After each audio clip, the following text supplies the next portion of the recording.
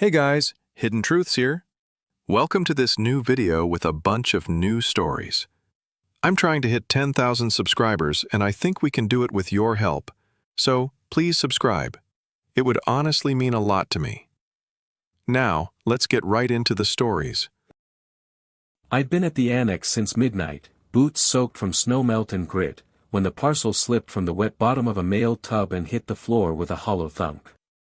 One corner burst, revealing old brown paper bubbled from water, edges curled like dried leaves. The ink had faded to a ghost of blue, but the zip code stamped above the damage was still legible, 1993. And the address? Mine. Well, not mine now. But once. My childhood home. A ranch-style house on a dead-end road with a tire swing that no longer swings, if it's even there at all. I shouldn't have opened it. That's not what we do. We log, we seal, we scan for clues to route mail properly when it fails. But something about the parcel's sag, its age, its near-forgotten destination, it felt personal. The old sticker said parcel post, but the barcode had long since worn away. I pried it open under the dim flicker of fluorescent light, just to inspect for identifiers, I told myself. Just to help. Inside, wrapped in brittle wax paper, lay a cassette tape and a small, rust-tinted key on a red string. Tucked beneath them was a single folded note, its ink blurred but still readable. If this reaches you, I chose wrong. M. My breath stopped. The handwriting was unmistakable. I would have known it from any corner of my memory. Sharp-pointed, left-leaning, with a long, crooked P that always looked like it was bowing. My mother's. She died in 2006. The post office is quietest after 2 a.m., no carts, no chatter, just the soft hum of the sorting machines in standby mode. I slipped the parcel into my coat pocket, careful to keep it away from sightlines. I wasn't stealing, not really. Just holding it. For investigation. Repatriation. Whatever justification helps you sleep, Aaron. Back at home, the world was still storm dark, a wind rattling the windows. I dusted off the old Walkman I kept in a drawer beneath tax forms and expired batteries. No earbuds, just padded, orange-foamed headphones that still smelled faintly of attic. The tape hissed when I pressed play. Then, a pause. And then. Aaron. My stomach dropped. If this reaches you, I must have failed. Or waited too long. I'm sorry for sending it like this. I don't know what I'm hoping for, maybe that time delays pain. Or truth. Or maybe I'm just a coward. I sat down on the edge of the bed like a man forgetting how to stand. Her voice sounded tired, but familiar. Careful, as if she were tiptoeing through a house at night. She cleared her throat. There's something you were never meant to find. Not unless I couldn't go through with it. If you're hearing this, then that means I didn't. And that means you have questions. There was a pause, long, creaking. Remember the crawlspace vent? Where it always stuck near the east wall. That's where I put it. A blue shoebox. I didn't bury it, I wanted you to find it someday, but only if. The sound warped here. A slow distortion, like the tape was melting under breath. Look for where the house forgets. Then a breath. Not a sigh, closer to something she couldn't say. Something thick behind her ribs. There was a meeting at 3:15, the day of the fire. You remember the fire. You were 12. We said it was the furnace. But that wasn't the whole story. A mechanical click came next, like she'd stopped the recording mid-thought. And that was it. I let the silence spool out long after the tape ended, the hiss like wind through trees. Blue shoebox. Crawl space. Meeting at 3:15. I had no idea what it meant. But I remembered the fire. And I remembered that strange summer when my real father came back for a few months, hovering around the edges of our lives, and then, gone again. And I remembered how my mother got quieter after that. Where the house forgets. By morning, the storm had passed. I sat with the key in my palm, tiny and ridged, no markings on the tag. Just the red string, faded to pink. It wasn't the sort of thing you could explain to someone else. That your dead mother left you a scavenger hunt in the form of a tape and a key 30 years too late. That she knew you'd be the one to find it because your entire life bent inward on control. Because you became a man who sorted lost things for a living. Maybe I was the right person to find it. I pressed rewind. Listened again. When her voice said my name, Aaron. Something inside me cracked and spilled a kind of grief I didn't know I still carried. I pocketed the key.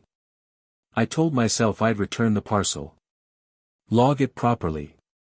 Mark it returned to sender, even if the sender was long gone. But not before I listened one more time. Just once more. I parked 3 houses down from the place, out of some half-hearted respect for whoever lived there now. The yard was different, gone was the old oak with the swing. The mailbox was newer, chrome and dented. But the porch still creaked in memory, and the side fence still leaned like it was tired of standing. It was strange how small it all looked. Shrunk down like a dollhouse, missing walls so you could see right into every moment you used to occupy. I walked the perimeter, snow crunching underfoot, and crouched by the vent near the back crawlspace. My mother used to curse it every spring, when the air conditioning wouldn't work and she had to wedge it shut with a paint stirrer. It still stuck. I slid my fingers around the rusted edge, found the latch still loose from decades of frost and warping. The panel gave with a groan. My shoulders barely fit inside, but memory made me smaller. I squirmed forward until I was swallowed by darkness and insulation dust. My flashlight caught the joist, rotted slightly at the base. And wedged behind it, wrapped in a plastic grocery bag gone brittle with time, was a box. Blue. The cardboard was soft with age, its corners eaten by silverfish and rot. I pulled it out and backed out slowly, knees scraping bark and dirt. Snow had started again, faint powder drifting sideways. I sat on the back step with the shoebox in my lap and a feeling I couldn't quite name. Inside. A stack of photographs, dog-eared and curling. A red and gold matchbook from a place called Marigold Diner. A bus ticket. One way. Dated July 3, 1993. A letter. Folded, sealed, never sent. The envelope was addressed, in the same pointed handwriting, to Aaron Pike. Care of 312, Alder Drive. Age 12, please read with him. It was like opening a door into a parallel life that almost happened. The photos were mostly from the summer of '93. My mother looked younger than I remembered, her hair loose, her smile half-shadowed. In one photo she sat on a motel bed, holding a paper cup like it was something delicate. My biological father, Matthew, stood behind her with one hand on her shoulder. He wore sunglasses indoors. His smile was tight. That was the summer he reappeared. After vanishing for almost 5 years, he showed up with a hollowed voice and promises I was too young to interrogate. I remember him taking me to a batting cage. I remember him asking if I liked my stepfather, David. I remember saying, "He's okay," and watching something in his face go still. My mother didn't smile much that summer. The bus ticket was folded neatly, never used.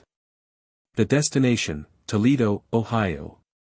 The date struck me, just 2 days before the fire that forced us to move. Or so I'd always been told. I opened the letter last. Dear Aaron. If you're reading this, it means I didn't do what I planned. It means I didn't leave. That I chose to stay.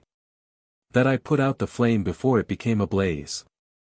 I'm sorry. I wanted to tell you so many things when you were old enough, but I feared how it would change you. Fear makes us delay the truth. Then the years pile up and you convince yourself silence is kindness. I was going to leave. With you. That summer. I had the key to the bus locker, I had the ticket. I had a plan. I even recorded my will, in case something happened.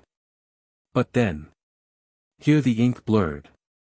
It looked like a teardrop had fallen there once, years ago. I heard you talking in your sleep. I heard you say, I just want to stay in one place. I thought maybe what I was running toward wasn't safer than what I was running from. You were the compass. You always were. If this ever reaches you, it means I waited too long to tell you the truth. Or I was too late to escape it. Forgive me if you can. Keep the key. M. I folded the letter and stared at the matchbook. Marigold Diner was burned into the front, and inside, just under the flap, someone had scrawled a number in pencil. Locker 19. Not a locker in the diner, surely, but I remembered hearing, once, that the old Marigold Diner backed up to the long-shuttered Greyhound station. A shared alley. Shared lockers, maybe, for travelers who stopped for pie and a ride out of town. I slid the little key from my coat pocket. The teeth glinted faintly in the snow light. I stood up, the box tucked under one arm, and made a quiet promise to no one. If the lock still turns, I'll follow this all the way to the end. I found the diner by its bones. The Marigold had long since closed, its painted sign sun-bleached and chipped to illegibility, windows soaked over from inside. The place had once smelled of waffles and black coffee, now it reeked of mold and abandonment. But the alley behind it was still there, wedged between two brick buildings like a forgotten breath. The chain-link fence that used to block it had collapsed inward, and the asphalt beneath was still scored with oil from buses that hadn't idled there since the Clinton years. The old Greyhound terminal was now a storage annex for a catering company. A dusty schedule board still hung in the alley, declaring departures for places no one rode to anymore: Erie, Dayton, Youngstown. Behind a warped steel panel near the base of the wall, the lockers. A full row of them, padlocked shut or rusted open like mouths caught mid-sentence. I crouched and counted until I found it, locker 19, the number just visible beneath the corrosion. I slipped in the key. It turned. The latch clicked with the dry sound of memory exhaling. Inside was a faded canvas pouch.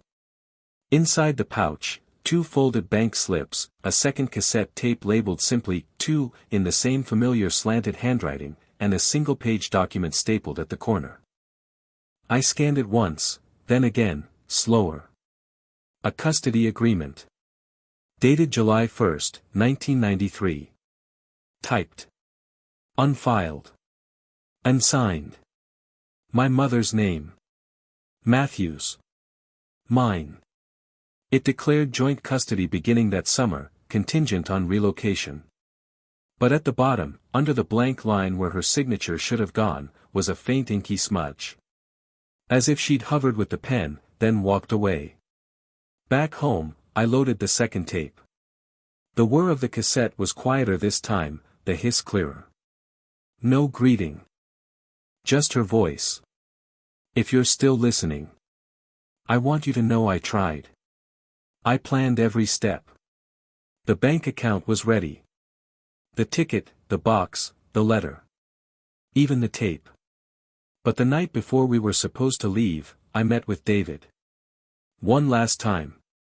A silence stretched. I wanted to tell him in person. To say we were leaving. To be civil. Maybe I needed permission.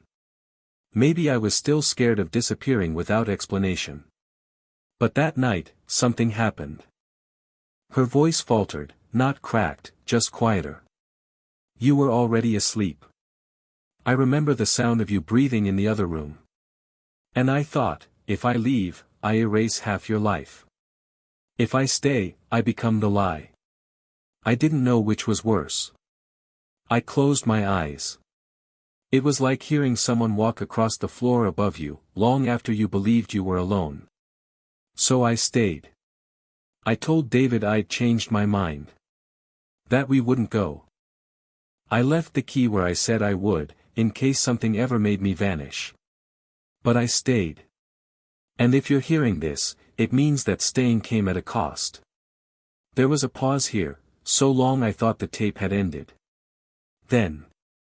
I thought I could make a quiet life out of it. But some truths don't stay buried. They wait. Click. The tape ended. I sat at the kitchen table for nearly an hour, the bank slip spread before me like crime scene photos. One was a withdrawal, $3,000. The other, a deposit made the day before that. The numbers didn't match. Something's missing. The name on the account wasn't hers. It was mine. Or rather, a custodial account in my name, with my mother as guardian. But the strangest thing wasn't the account itself. It was the date on a notarized note stapled to the second slip. A third document I hadn't seen yet. My heart thudded as I scanned it. It was a formal declaration. David Pike to act in loco parentis for minor, Aaron Pike, in event of maternal incapacitation. Signed by a local notary. Dated July 4, 1993. The day after the fire. I sat back hard. I had always believed my stepfather had rescued us from that fire. That Matthew had started it in a rage and vanished before charges could be pressed. I told the story to counselors. Friends. My ex-wife. I carried it like a badge. But this date. It told a different version. One where the fire wasn't a villain's final act, but a turning point. A decision sealed in ashes. One where David stepped in because my mother asked him to. Because something happened that night between her and Matthew that never made it into the official record. I stood and looked out the kitchen window. Snow fell in sheets now, soft and undemanding. The key sat on the counter, red string coiled like a vein. I should have felt anger, or betrayal, or something louder than this quiet ache. But mostly I felt the slow reshaping of belief. The past doesn't change. But the stories we tell about it, the ones we live by, they do. That night, I drove 2 towns over to the rehab facility. David Pike had lost most of his teeth, and all of his sarcasm. But when he saw me, his face did something it hadn't in years. It softened. He patted the empty chair beside him. I sat down, breath shallow. I found something, I said. Or maybe it found me. He nodded slowly. She said it might. There were so many questions. But I only asked one. Why didn't you tell me he didn't start the fire? David looked down at his hands. They were trembling. Because your mother asked me to let you believe he did.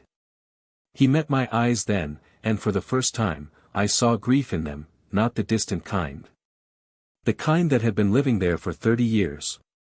She thought if you hated him, he said, you wouldn't spend your life chasing him. He reached into the drawer beside his cot and pulled out an envelope. Still sealed. Yellowed. Fragile. For you, he said. She gave it to me the morning after. Said to hold it until you started asking. Written on the front, in her hand. To Aaron, my last will of words. The letter sat on my lap the whole ride home. I didn't open it. Not in the parking lot. Not at the red lights. I needed to do it in stillness, where nothing else could intrude. Some words deserve silence. But first, I wanted to know what else was untrue. I logged into the public records archive from my laptop at the kitchen table, warming my hands on a chipped mug. The file on the house fire was easier to find than I expected, scanned copies from a municipal microfiche reel, now digitized, each page edged in static and blur. Origin, garage. Suspected cause, faulty electric heater, model no. HSQ 2500A. Fire began approximately 3:10 a.m. There was no mention of forced entry. No signs of arson. No suspect named. Matthew wasn't even in the report. Not once. Instead, There was a police note, timestamped 7:42 a.m. Biological father, Matthew Landon, confirmed out-of-state per toll camera and hotel registry, South Bend, Indiana. Verified by Indiana State Patrol. I stared at the screen until my eyes blurred. My childhood version of events, my private mythology, had made it all cleaner.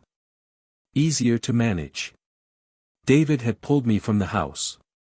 Matthew had set it ablaze. My mother had stayed with the safe man, and the dangerous one disappeared. Except. Only some of that was true. I remember the heat. The sirens. My mother yelling my name over and over. I remember David's hands on my arms, dragging me across the lawn, coughing into the cold air. But I don't remember seeing Matthew at all. Because he wasn't there. The facility called me the next morning. David had passed in his sleep. They said he went quietly, no distress. That he'd spent most of the evening sitting up, holding a photograph. Probably the one I'd left for him. My mother, age 28, caught mid-laugh in a summer storm, hair flattened to her cheeks. I hadn't cried. Not then. But when they handed me his effects in a small manila envelope, his watch, a hospital pen, the picture, I stepped into the hall and let the wall hold me up. Because whatever else he'd been, David stayed. He picked up the weight when my mother couldn't carry it alone. And for 30 years, he let me believe he was the villain so I wouldn't chase a ghost. I opened her letter that evening. The paper had yellowed at the folds. The ink was shaky but deliberate. Aaron. If you're reading this, it means you followed the trail. Or some version of it. That tape was my coward's way of speaking. This is my attempt to be braver. You asked once, when you were 6, why I looked out the window at night when everyone else was asleep. I told you I was listening for wind. That wasn't true. I was listening for the sound of a car I didn't want to hear. And some nights, the absence of it was a kind of grief all its own. I loved your father once. But I also feared what he made me into, small, unsure, hopeful in the worst ways. And when he came back that summer, it was like something in me rewound. I wanted to believe people could change. I wanted to give him a second first chance. I had plans. I told him we'd go. I even packed our bags. But then, I heard your voice, on one of your school cassette projects. A pretend prayer to God. You said, please let us stay somewhere for more than 6 months. That's when I knew. You didn't want freedom. You wanted stillness. So I stayed. I told David I needed him to play the part. That if I ever vanished, you might look for a man who kept running. That the only way to anchor you was to build your memory around a fixed point. Even if that point was him. Even if it made him the villain. It wasn't fair to him. And it wasn't fair to you. But it was what I chose. This letter is the only apology I have left. Not because I stopped loving you, but because I loved you so much I gambled your story for your survival. I don't know if I was right. But I hope, if this ever reaches you, that you'll know the silence wasn't neglect. It was protection. Forgive me if you can. Love. Mom. I read it again. And again.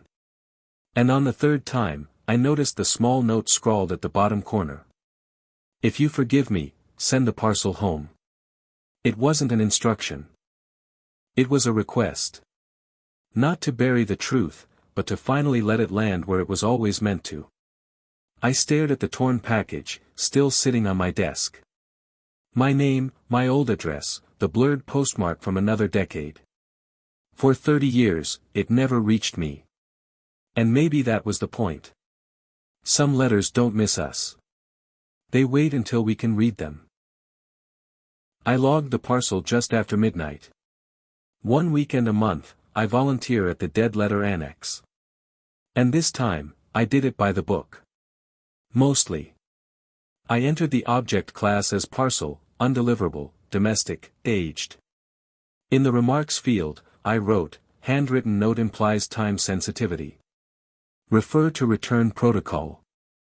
I added a second note, unofficially, contents may be of psychological value to recipient. Sentimental recovery advised. Then, in the sender field, I paused. I couldn't type her name.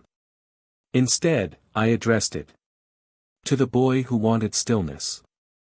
And then I listed my current apartment, Unit 2B, with a clean barcode and a fresh date. I sealed it carefully, folding in the wax paper again, rewinding the first tape to the start. The key lay at the bottom, coiled in its string like it had never left. Then I set it on the outgoing shelf. I watched the bin close slowly, the mechanical hum louder than it needed to be. It felt like dropping a message into the ocean, except I was both sender and shore. Back home, I sat in the quiet and stared at my phone. I hadn't spoken to my ex-wife in months, not really. Just forwarded court paperwork, shared custody scheduling. But I thought about her now, the way she used to stare at the thermostat when I adjusted it 2 degrees without asking. I used to call it fussing. It wasn't. It was living with someone who needed control to feel safe. Someone like me. I typed. I've been thinking. About how much I try to choreograph everything. About how much that probably hurt you. I'm sorry. You didn't sign up to be part of my overcorrection. Then I deleted it. Then I typed it again. And hit send. No reply yet. But that wasn't the point. The point was that I'd said it. Later that morning, I found my father's number. The one I'd saved 3 phones ago under Don't Call. Just his name, Matthew Landon, and a cell number with an Indiana area code. I didn't call. I typed one message. I'm not coming. But I'm not running either. It was the most honest sentence I could offer. Maybe it would land. Maybe it wouldn't. But this was never about answers. It was about knowing what questions weren't mine to carry anymore. When the parcel arrived 3 days later, I took it inside and placed it on the kitchen table. I didn't open it. I didn't need to.